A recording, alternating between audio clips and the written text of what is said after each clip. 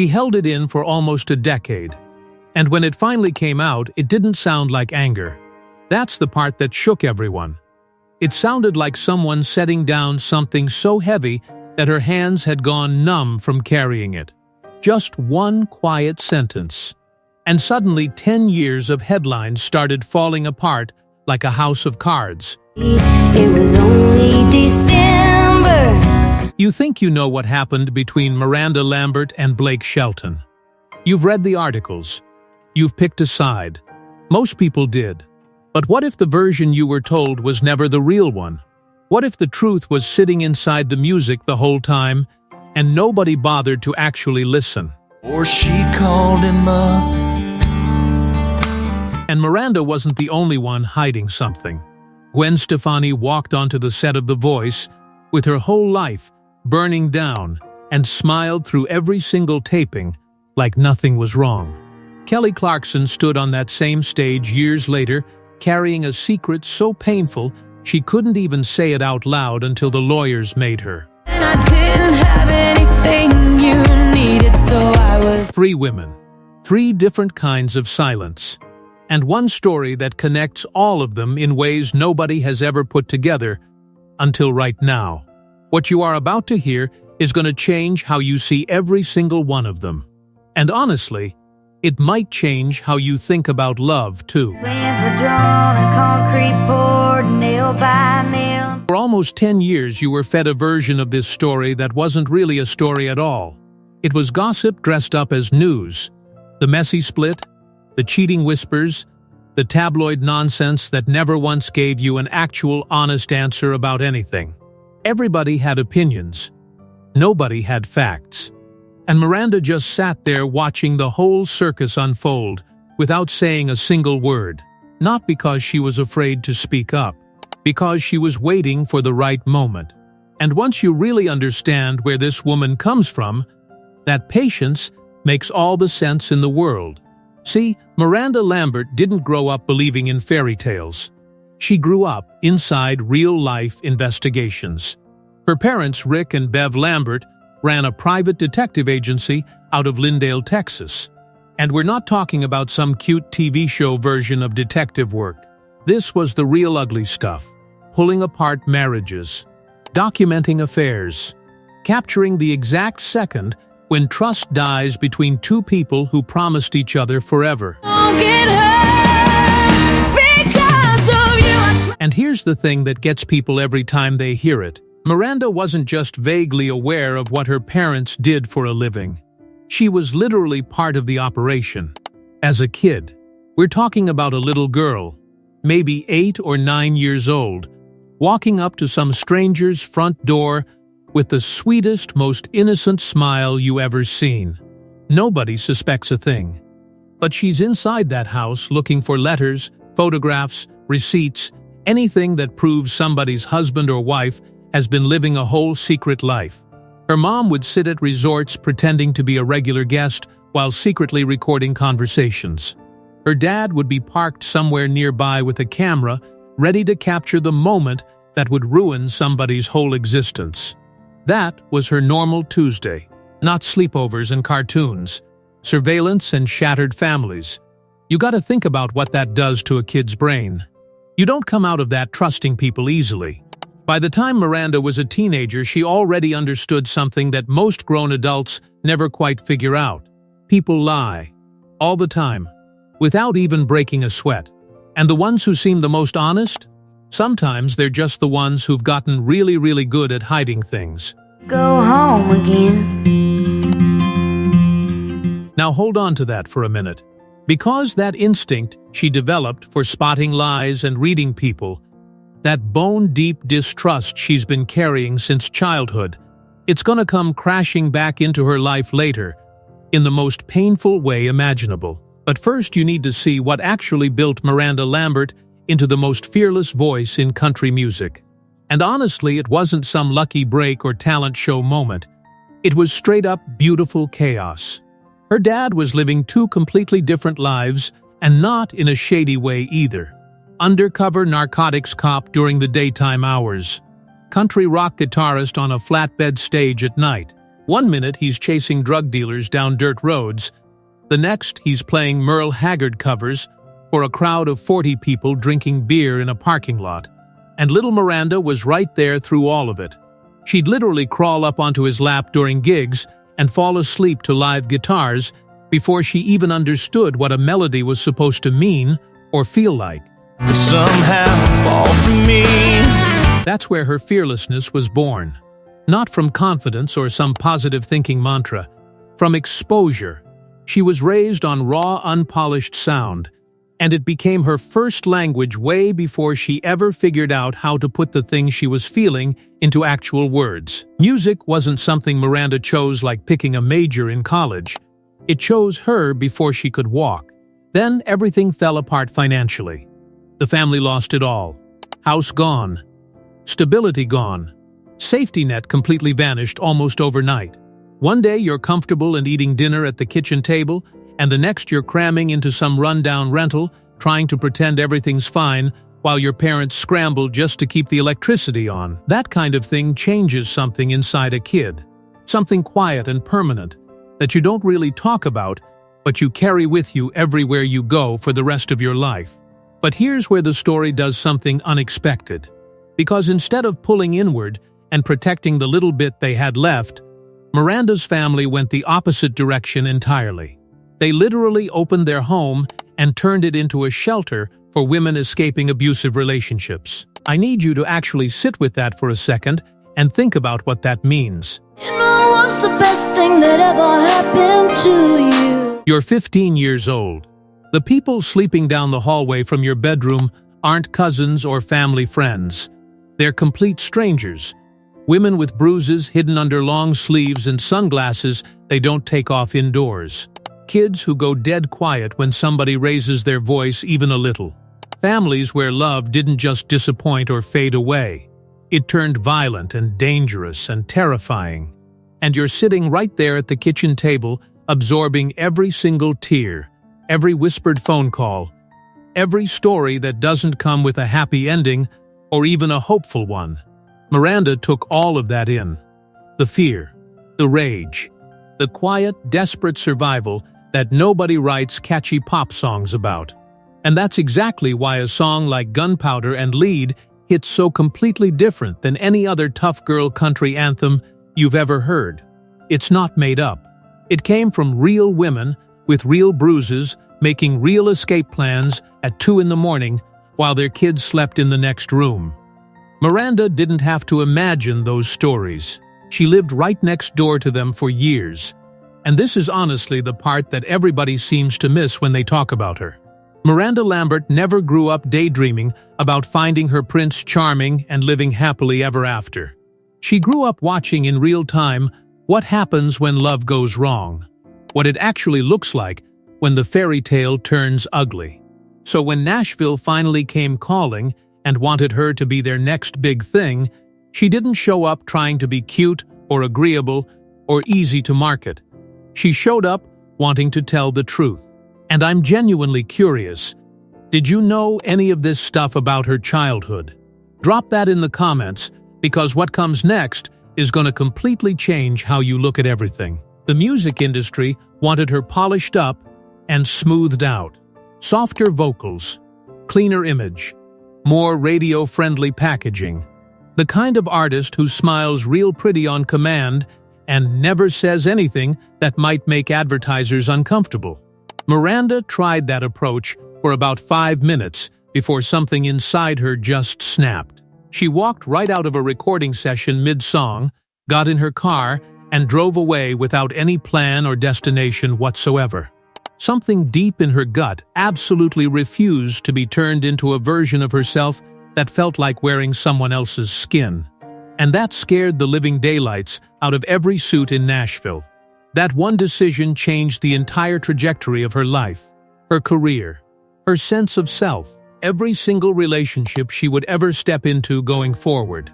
Miranda Lambert made one promise to herself that day, and she has never once broken it. She would rather lose absolutely everything than spend 1 second pretending to be somebody she's not. Not for a record label executive, not for country radio programmers, Not for anyone. When Kerosene dropped in 2005, it wasn't just some debut album from a promising new artist. It was a warning shot fired directly at the entire country music establishment. This is exactly who I am, and if that makes you squirm in your seat, then good. The album didn't sound focus grouped or carefully manufactured or safe. It sounded lived in and worn out and real. Like somebody who already knew what betrayal tastes like and was completely unafraid to spit it right back at the world. But here's where this whole story takes a turn that absolutely nobody saw coming. And trust me, this changes everything. Because the woman who built her entire identity on calling out liars and cheaters and heartbreakers, the one who refused to tolerate betrayal in any shape or form, walked directly into a love story that the whole world would eventually rip apart with their bare hands on the internet.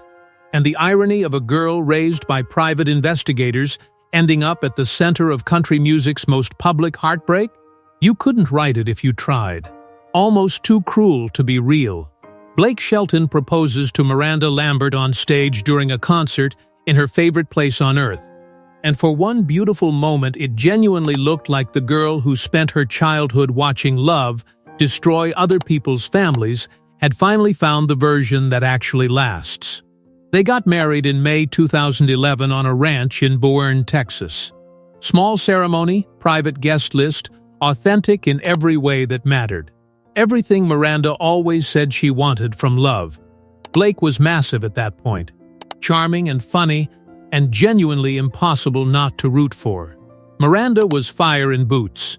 Together they looked like country music royalty and people ate it up. Magazine covers, award shows, red carpet interviews with that easy, playful chemistry you simply cannot fake, no matter how many publicists or image consultants you throw money at. People didn't just like them as a couple. They believed in them. The way they joked around together, the way they looked at each other like nobody else existed in the room, it felt so genuine that fans treated their relationship like living proof that real love can actually survive the madness of fame. And maybe for a while it truly was exactly that.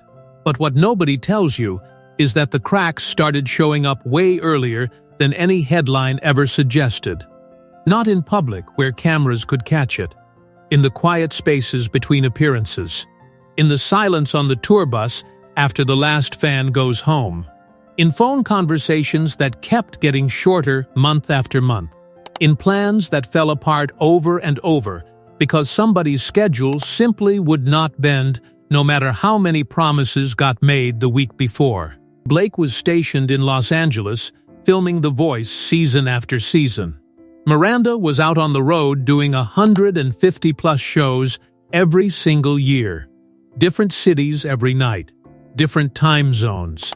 Two entirely separate lives, desperately trying to convince themselves they were still one thing. At first, you romanticize it, right? The surprise airport reunions. The late-night FaceTime calls. Those sweet little moments where you fall asleep on camera together and tell yourself that counts as real intimacy. But eventually, those moments stop feeling sweet and start feeling like obligations. Like maintenance. Like you're managing a project instead of sharing a life. And that's precisely where love gets dangerous. Not when two people are screaming at each other. When they're drifting apart so slowly and so quietly that nobody realizes what's happening until it's already way too late to swim back to each other. And here's the honest truth that nobody really wants to say out loud, because it doesn't make for good content. Sometimes there is no villain. No explosive affair to point at. No single devastating betrayal that cleanly explains why everything fell apart, just slow, invisible erosion. Two people who genuinely loved each other becoming two people who used to. You can't put that on a magazine cover. So the world did what it always does when it doesn't get real answers. It made up its own. Rumors came flying from every direction, cheating allegations on both sides. Stories that shifted and changed completely depending on who was writing them and which website was paying for the exclusive. And Blake and Miranda together said absolutely nothing. Not one word. Didn't confirm a single rumor. Didn't deny a single accusation. Just let that silence grow thicker and heavier until it was honestly screaming louder than any song either of them ever performed on any stage. July 2015. A joint statement drops, and it's so polished and professional it almost feels like it was written by a robot lawyer. This is not the future we envisioned. That's it. That is literally all the world got from them. No emotions, no explanations, no juicy details, just a door shutting real quiet without letting anyone peek inside the room first. And that's exactly why it haunted people for years afterward. It didn't feel like closure. It felt like something getting buried alive. But here is where things get absolutely wild, because what happened next didn't just shake Miranda's world apart. It sent shockwaves through the entire music industry and connected heartbreaks that you probably never even realized were tangled together. Blake moved on fast, like suspiciously fast. And the person he moved on with? Well, that's where this story goes from painful to something you genuinely need to hear the rest of, because I promise you it's not what you think. By late 2015, Blake Shelton is publicly together with Gwen Stefani. The timeline immediately becomes the entire story. People start connecting dots that may or may not actually exist. When did it really start between them? Was the marriage to Miranda already dead before anyone officially admitted it?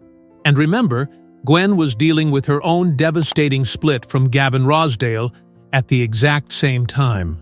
13 years together, 3 kids, cheating allegations that eventually became confirmed reality. Make it clear for only you and God to hear. 2 completely broken people finding each other inside a television studio while the rest of the world watches.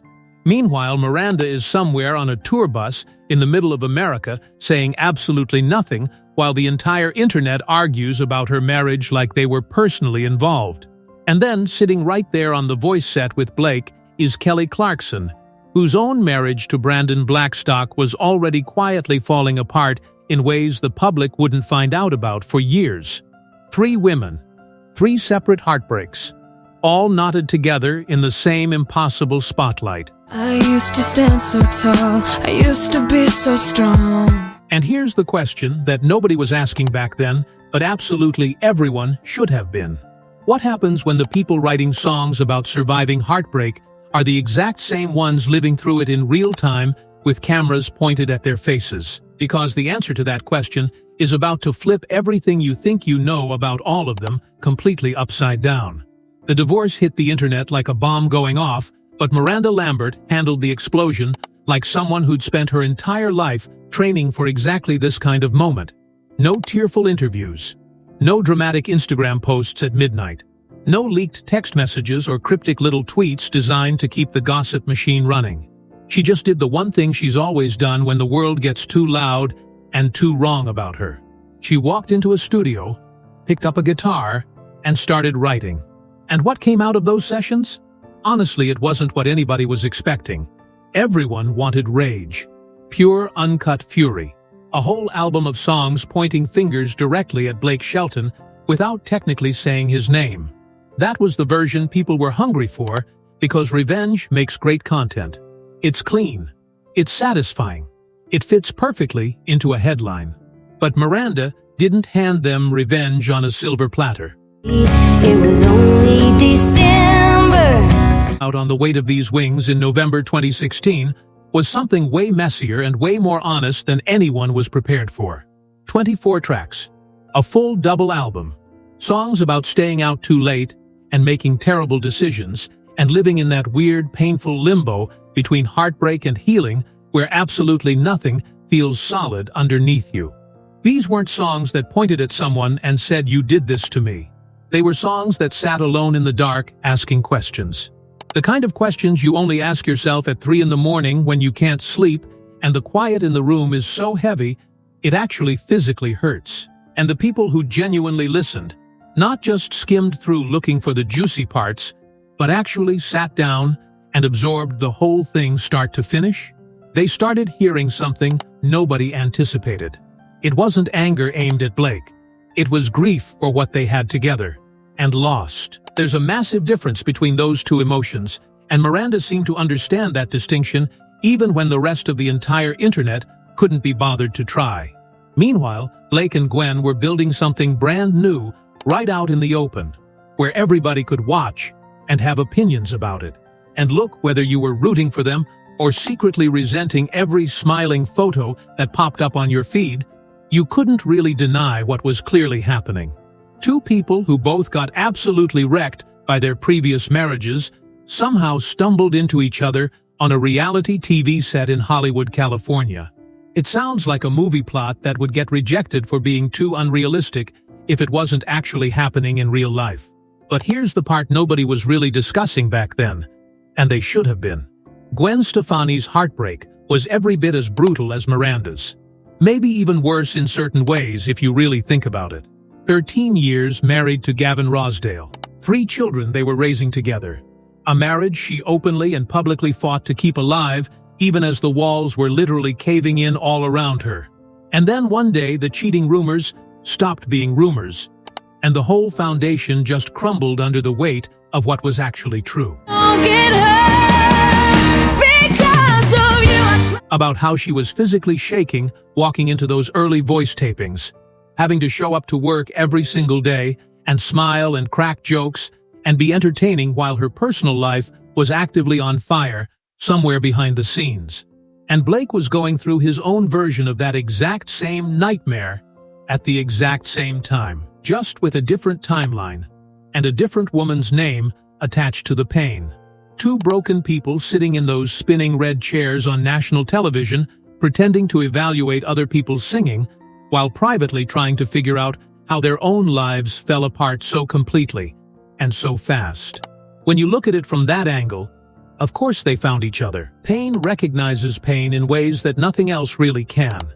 And sometimes the only person who can truly see you clearly is someone who happens to be standing in the exact same kind of wreckage. But that connection came with a price tag. Every picture of Blake grinning next to Gwen felt like a personal attack to Miranda's fans. Every little duet they did together felt like a replacement. Every headline celebrating their happiness felt like an indirect commentary on Miranda's loss. And the internet picked sides the way the internet always picks sides. Loudly, permanently, and without the slightest interest in nuance or context. Or maybe considering that real life is more complicated than a tweet. Now here's where KellyClarkson enters the picture, and the whole web of connections gets so tangled up you almost can't believe it's actually reality, and not some country music soap opera somebody dreamed up during a fever. Kelly married Brandon Blackstock back in 2013. Brandon's dad, Narvel Blackstock, was previously married to Reba McEntire. So Kelly was literally married into Nashville royalty. Blended families, big holiday gatherings, the whole beautiful picture-perfect setup that makes everyone watching feel warm inside. Begged you to want me, but you didn't want. For years it genuinely looked wonderful. Kelly seemed happy and settled. Brandon seemed supportive and present. The public bought every single bit of it without question. Then 2020 rolls around, and Kelly files for divorce, and what started coming out during those legal proceedings was honestly staggering. Financial disputes stretching into the millions. Brutal custody battles over their children. Allegations that Brandon had been mismanaging huge amounts of her money for years.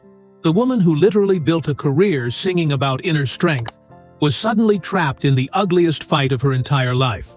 And she was doing it while hosting a daytime talk show 5 days a week with a smile glued to her face.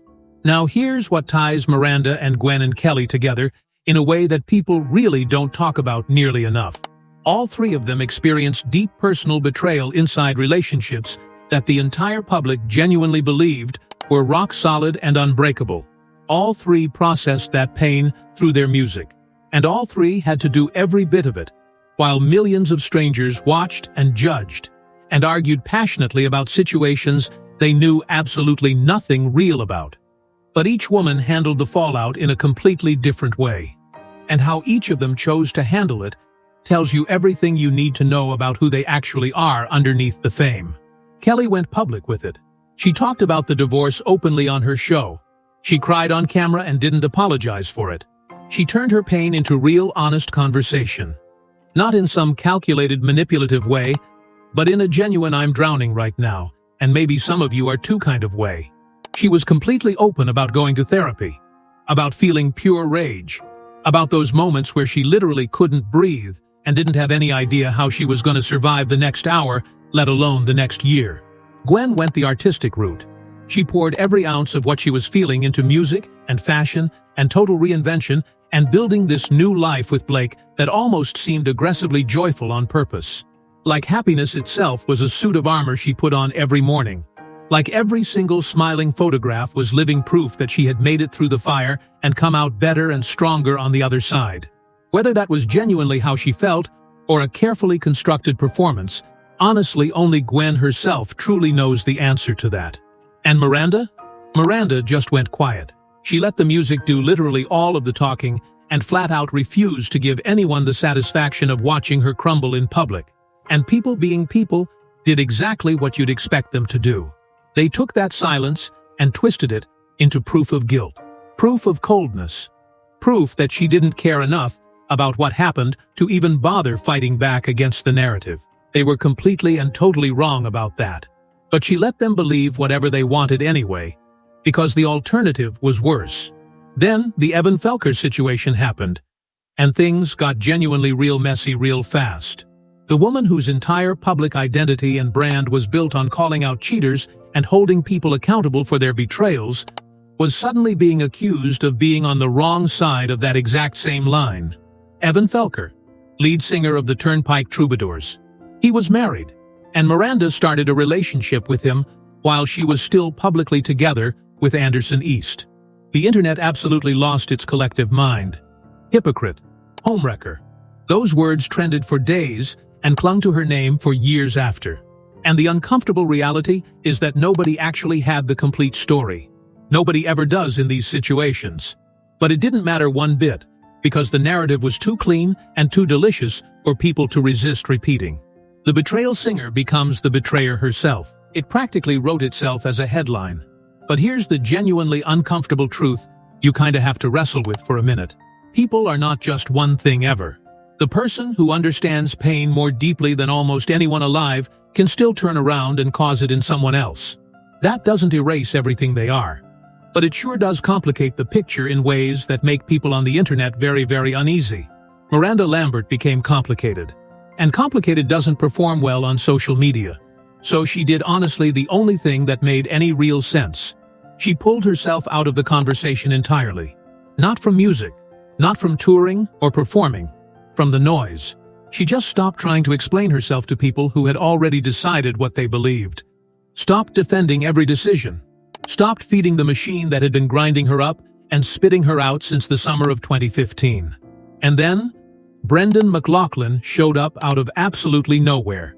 A New York City police officer she met on the set of Good Morning America, of all places. Not a musician. Not some industry insider with connections. Not a guy with a publicist or a recording contract or any understanding of what life looks like when millions of strangers think they know you. Just a regular human being from a completely different universe. 3 months later, they were married. No big public announcement. No exclusive magazine photo spread. No countdown on Instagram. Just done. Like pulling off a Band-Aid real fast before anyone had time to tell her all the reasons she shouldn't. People called it reckless and impulsive. Others said it was clearly desperation. Some said she was obviously running from something she didn't want to face. But when you look back at it now with a few years of distance, it looks like something else completely. It looks like a woman finally choosing privacy over performance for maybe the first time in her entire adult life. Choosing a person the cameras didn't have a script for. Building a life the internet couldn't figure out how to turn into content. And for a while it genuinely worked. Things got noticeably quieter around her. Calmer. The constant stream of headlines dried up.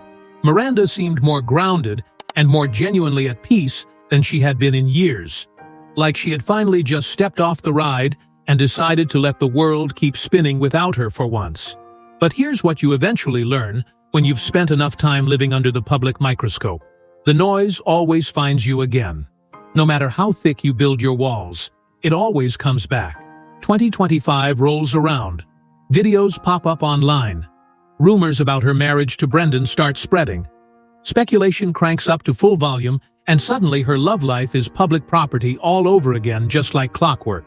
People who hadn't given Miranda Lambert a single thought in years are suddenly armchair experts on every detail of her personal relationships. Comment sections catch fire everywhere. The whole exhausting cycle starts spinning one more time. But this time, and this is honestly the part that truly shook people to their core, she didn't react the way anyone expected. She didn't spiral out. She didn't disappear. She didn't go dark on social media. She did something that nobody saw coming, and something that made almost 10 years of careful silence suddenly click into place like the very last piece of a puzzle people had been trying to solve since July of 2015. Miranda Lambert talked about Blake Shelton, directly and publicly, for the first time in nearly a decade. And what she said was not bitter. It was not accusatory. It wasn't some carefully engineered dramatic revelation designed to dominate headlines and break the internet into pieces. It was the exact opposite of everything people had spent 10 years begging and waiting for her to say. She said she let it go. All of it. Every bit of resentment, every pound of emotional weight, every chapter of the story that everyone else kept obsessively replaying long after she had already quietly walked away from it. And you really need to sit with why that landed harder than any accusation or explosive confession ever could have. For 10 straight years, the internet had been writing this scene in their heads. The big tearful interview. The bombshell revelation. The moment where Miranda finally tells the real truth and validates everything people spent a decade assuming and repeating and arguing about online. They wanted fire and fury and somebody to definitively blame. What they got instead was peace. And peace doesn't trend the way anger does. It doesn't generate clicks or arguments or viral moments. But it sticks with you. It sticks because it feels real in a world where almost nothing does anymore. When she spoke those words, something fundamentally shifted. Not in the news cycle or trending topics. In the story itself. A decade of silence suddenly looked completely different. It wasn't avoidance or guilt or stubbornness. It was processing. A woman who genuinely needed every single one of those quiet, difficult years to arrive at one honest sentence without it destroying her on the way out the door. Think about what kind of strength that actually requires. Holding something that heavy for that long. Watching the entire world tell your story wrong year after year and never once correcting them. Not because you agree with their version. Because you know the truth only really matters when you're ready to say it without it shattering you into 1,000 pieces. Miranda waited until she could stand up straight and say it with clear eyes and a steady voice. And absolutely nothing left to prove to a single person on this earth. Now zoom out and look at all three of them standing side by side. Miranda, Gwen, Kelly. Three women who lived through some of the most painfully public heartbreaks in modern music history. Three completely different roads through that darkness. Kelly opened up and invited the world inside her pain. Gwen rebuilt everything loudly and turned joy into her shield. Miranda waited in silence and let time do the slow, heavy work that no person and no song and no interview could ever do for her. And somehow all three of them ended up standing on the other side of it, still breathing, still creating, still absolutely refusing to let the worst chapter of their lives be the final one. If this changed how you think about Miranda Lambert even a little bit, share it with someone who only knows the tabloid version of her story. Because the real story was never in the headlines. It never was. And that quiet truth she finally let out in 2025, after all the fire, after all the chaos, after a full decade of letting the world be completely wrong about her, that might just be the most honest thing Miranda Lambert has ever said. Not through a song, not through silence, just through peace.